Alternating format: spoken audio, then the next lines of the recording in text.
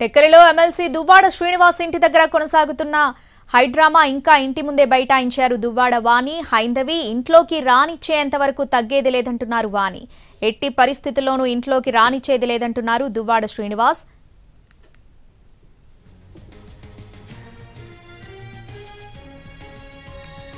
MLC Duvvada Srinivas తన భార్య కుమార్తె హైందవిపై పోలీసులకు ఫిర్యాదు చేశారు. ఇంటి గేట్లు పగలగొట్టి తనపై హత్యాయత్నం చేశారని ఆయన పోలీసులకు కంప్లైంట్ ఇచ్చారు.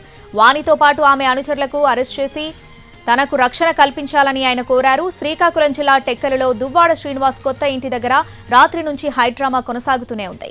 ఇంట్లోకి రానిచ్చేంత వరకు తగ్గేది లేదని దువ్వాడ వాణి ఆమె కుమార్తె భీష్మించి కూర్చున్నారు. అయితే శ్రీనివాస్ మాత్రం వారిని లోపలకు రానిచ్చేది లేదంటున్నారు. దీంతో ఇంటి ఆవరణలోనే వాణి హైందవి బైఠాయించారు.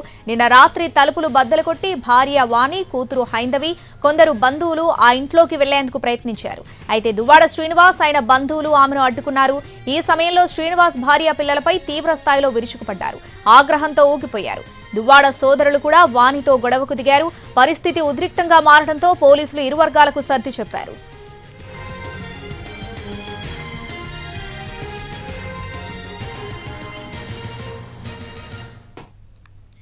ఎమ్మెల్సీ దువ్వాడ శ్రీనివాస్ తన భార్య కుమార్తె హైందవ్పై పోలీసులకు ఫిర్యాదు చేశారు. పూర్తి అప్డేట్స్ మా ప్రతినిధి నాయుడు లైవ్ లో అందిస్తారు. నాయుడు,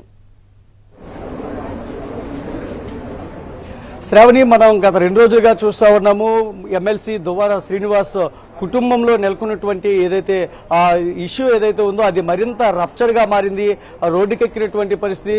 ఈ నేపథ్యంలో నిన్నటి నుంచి ఏదైతే కొనసాగుతున్నటువంటి నిరసన దీక్ష ఏదైతే కొనసాగుతుంది, ఏదైతే దువ్వాడ శ్రీను భార్య వాణితో పాటు కుమార్తె హైందవి కూడా ఇక్కడ ఏదైతే తమ ఇంట్లోకి వెళ్లేందుకు ప్రయత్నిస్తున్నటువంటి పరిస్థితి చూస్తున్నాం. అయితే నిన్న అర్ధరాత్రి వరకు కొనసాగినటువంటి దీన్ని పోలీసులు అడ్డుకున్నటువంటి పరిస్థితి అయితే కనిపించింది. అయితే దీనిపైన ఒకసారిగా మనం చూడొచ్చు, ఒక టర్న్ అయితే తీసుకుందని చెప్పొచ్చు. ముఖ్యంగా పోలీసులకు కంప్లైంట్ చేశారు ఎమ్మెల్సీ దువ్వాడ శ్రీనివాస్. ఏదైతే తన భార్య వాణితో పాటు కుమార్తె హైందవి ఇద్దరు కూడా కొంతమంది అనుచరులతో, ఇది గుజ్జు మోహన్ గాని, కోరాడ కామేశ్, మర్రి శంకర్రావు, అదేవిధంగా పొందర శ్రీనివాసరావు, అట్ల రాహుల్ కుమార్, వీళ్ళందరితో కలిసి తన ఇంట్లోనికి వచ్చారు.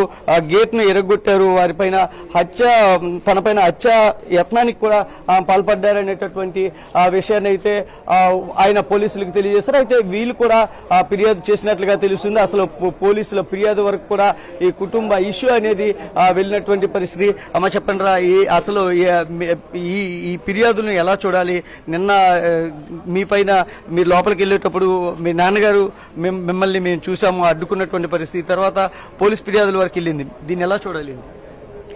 ఆయన మేమేదో ఆయన అటాక్ ఇస్తామంటూ ఆయన మా మీద ఫేక్ గా అబద్ధాలు చెప్పి ఆయన కంప్లైంట్ ఇచ్చారు. బట్ నిన్న వచ్చిన తర్వాత మీరు అందరూ చూసారు ఎవరెవరిని అటాక్ ఇచ్చారో. ఆయనే మా మీద అటాక్ ఇచ్చారు. సో ఆయన అటాక్ ఇచ్చారు కాబట్టి మా మీద మేము కంప్లైంట్ ఇవ్వాల్సి వచ్చింది, ఇచ్చాం. ఇప్పుడు ఈ కంప్లైంట్ మీరు ఏమైనా పోలీస్ కంప్లైంట్ ఇచ్చారా? ఇచ్చాం. నైట్ ఆయన మమ్మల్ని అటాక్ ఇచ్చారు కదా, అందుకే ఇచ్చాం. ఏమని ఇచ్చారండి? ఇలాగా నేను మా చెల్లి మొన్న కలవడానికి వచ్చాము. ఆ రోజు డోర్స్ ఓపెన్ చేయలేదు. ఈరోజు మా మమ్మీ నేను వచ్చాము. మా మీద అటాక్ ఇవ్వడానికి వచ్చారు, మ్యాన్ హ్యాండిల్ చేశారు అని నన్ను ఇలా పట్టుకొని లాగడానికి ట్రై చేశారు. సో నన్ను మ్యాన్ హ్యాండిల్ చేశారని చెప్పి మేము ఇచ్చాం. మాకు ఇప్పుడు మీరు గత 2 సంవత్సరాల క్రితం కూడా నన్ను హత్యాయత్నానికి హత్య చేయడానికి ప్రయత్నించారని కూడా ఆయన నిన్న మాతో మాట్లాడుతూ చెప్పారు. అసలు ఏం జరుగుతుంది? అసలు ఆయన ఇంతలా మారిపోవడానికి మీ తండ్రి ఏంటి కారణం? అసలు నిజంగా అప్పుడు 2 సంవత్సరాల నుంచే ఇలాంటి అటెంప్ట్స్ కి మేము ట్రై చేస్తుంటే ఇప్పుడు ఇచ్చినట్టు ఆయన కంప్లైంట్ అప్పుడు ఎందుకు ఇవ్వలేదు? ఇవ్వచ్చు కదా. ఇప్పుడు ఇవ్వడం ఏంటి? అసలు మేమే నిజంగా అటాక్ ఇస్తున్నాం అనుకోండి, ఆయన అప్పుడెందుకు కంప్లైంట్ ఇవ్వలేదు? అప్పుడే ఆయన ఇవ్వాలి కంప్లైంట్. అసలు ఇంతకీ ఇప్పుడు మీరేం కోరుతున్నారు తల్లి? ఇప్పుడు మీ అమ్మగారు అయితే నాకు ఆయన అంత అవసరం లేదు, ఎందుకంటే ఆయన స్పాయిల్ అయిపోయారు అని చెప్తున్నారు. మీరేం కోరుతున్నారు? అసలు మా మమ్మీ డాడీకి ఎలాంటి గొడవలైనా ఉండొచ్చు. ప్రపంచంలో ఏ వైఫ్ అండ్ హస్బెండ్కి అయినా గొడవలు ఉంటాయి. అండ్ ఇలా బ్రేక్ అయిన వైఫ్ అండ్ హస్బెండ్ రిలేషన్స్ కూడా చాలా ఉంటాయి. అలాగే ఏ ఫాదరు వాళ్ళ పిల్లల్ని ఇలా వదిలేరు. వాళ్ళకి ఫాదర్ నుంచి కూడా కేర్ అండ్ సపోర్ట్ ఉంటుంది.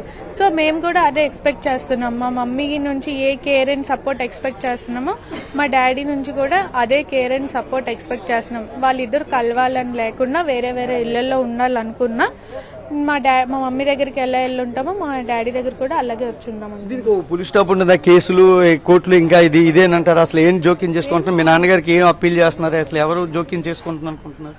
అంటే జోక్యం అంటే మరి ఆయన బట్టి ఉంటది. మేము ఆయనతో అంటే ఫస్ట్ డే మేము అంటే మొన్న వచ్చినప్పుడు ఆయన లోపలికి పిలిచి మాట్లాడుంటే ఇది ఇక్కడి వరకు రాదు. ఆయనే దీన్ని అక్కడి వరకు లాక్కుంటున్నారు. నిన్న కూడా మేమేం ఆయనకి అటాక్ ఇవ్వలేదు. ఆయనే అటాక్ ఇచ్చి ఇదంతా క్రియేట్ చేసుకున్నారు. ఏదైనా ఆయన బట్టే ఉంటది. ఆయన ఎలా ప్రొసీడ్ అయితే అలాగే వెళ్తాను ముందుకి. ఇప్పుడు మీరు అధిష్టానానికి కానీ ఏమైనా చెప్పదలుచుకున్నారా? అసలు ఏంటి దీనిలో విషయం కానీ మీ పార్టీలో ఉన్నారు? అధిష్టానం అంటే జగన్మోహన్ రెడ్డి గారికి నేను ఏం చెప్దాం అనుకుంటున్నానంటే సొంత కూతుర్ని సొంత వైఫ్ని ఆయన అటాక్ ఇస్తూ ఆయన కొట్టడానికి ట్రై చేస్తూ ఇలాంటి పర్సన్కి ఎమ్మెల్సీ పదవి ఉండడం కరెక్ట్ కాదు. అండ్ ఆ పదవి నుంచి సస్పెండ్ చేయాలి. ఆ పార్టీ నుంచి కూడా సస్పెండ్ చేయాలి. ఎందుకంటే ఫ్యామిలీనే చూసుకొని అతను ఫ్యామిలీకే కొట్టడానికి వచ్చిన అతను ఇంక ప్రజలు నేను చూసుకుంటాడు. సో జగన్మోహన్ రెడ్డి గారిని ఆయన సస్పెండ్ చేయాలని నేను రిక్వెస్ట్ చేస్తాను. ముఖ్యంగా ఇది మొత్తం మనం చూస్తుంటే పెద్ద ఎత్తున ఏదైతే దుమారం రేగుతున్నటువంటి దువ్వాడ ఫ్యామిలీ అంశం ఒక కేసుల వరకు కూడా వెళ్ళింది. ఈ నేపథ్యంలో అసలు దువ్వాడ వాణి గారు మనతో పాటు ఉన్నారు. మేడగా చెప్పండి, కేసుల వరకు తారాస్థాయికి వెళ్ళినటువంటి పరిస్థితి, దీన్ని ఎలా చూడాలి? అసలు దీనికి ముగింపు ఉందా ఏంటి? సరే, ఏం జరిగితే అదే జరుగుద్ది. మేము కేసులు గొడవలు పడాలని ఆలోచనతో మేము లేము. మేము 2 రోజుల నుండి తలుపు తీయాలనేది మా పిల్లల డిమాండు, మా డిమాండు. సో ఆయన తలుపు తీయకన్నా ఆయన గొడవ రచ్చకెక్కిస్తున్నారు. మేము తలుపు తీసుకొని మేము వచ్చాము. తీసుకొని వచ్చేటప్పుడు ఆయన మౌనంగా ఫ్యామిలీ ఎంటర్ అయింది కాబట్టి గౌరవం కాపాడుకునే విధంగా బిహేవ్ చేయాలి. దాన్ని ఆయన బిహేవ్ చేయకన్నా రాత్రి డ్రింక్ చేసేసుకొని వాళ్ళ బ్రదర్ కూడా వచ్చేసి ఆయన బ్రదర్తో ఇంకొక వ్యక్తి కూడా వచ్చేసి హేమాచలం అనే వ్యక్తి కూడా చాలా రూడ్గా బిహేవ్ చేస్తూ రచ్చ చేసేసి కొంప చేసేసి నా కూతురు ఉంది, నా భార్య ఉంది అని కూడా ఆలోచించకన్నా చాలా దారుణంగా మీరు ఎలా ప్రొసీడ్ అవుతారమ్మా? ఏంటి నేను ఇచ్చాను సార్, మరి మేము ఇచ్చుండే వాళ్ళమో లేదో మాకైతే తెలియదు. ఆయన మా మీద దాడి చేసి మేము హత్యాయత్నం చేస్తున్నాం అనేది మాకు అనేటప్పుడు ఆటోమేటిక్ ఆబ్వియస్ గా మేము మా సెక్యూరిటీ చూసుకోవాలి కాబట్టి మేము కంప్లైంట్. ఇంటికి వచ్చారు తన ఇల్లు అని చెప్తున్నారు ఆయన. ఏంటి అసలు పోరాటం ఉండబోతుందా? ఎప్పుడైనా భార్యది ఒక ఇల్లు, భర్త ఒక ఇల్లు, పిల్లలది ఒక ఇల్లు అనేది ఉంటుందండి సార్. ఫ్యామిలీ అయిన తర్వాత అన్ని దాంట్లోకి వస్తాయి. ఓకే, ఇది ముఖ్యంగా మనం చూడొచ్చు.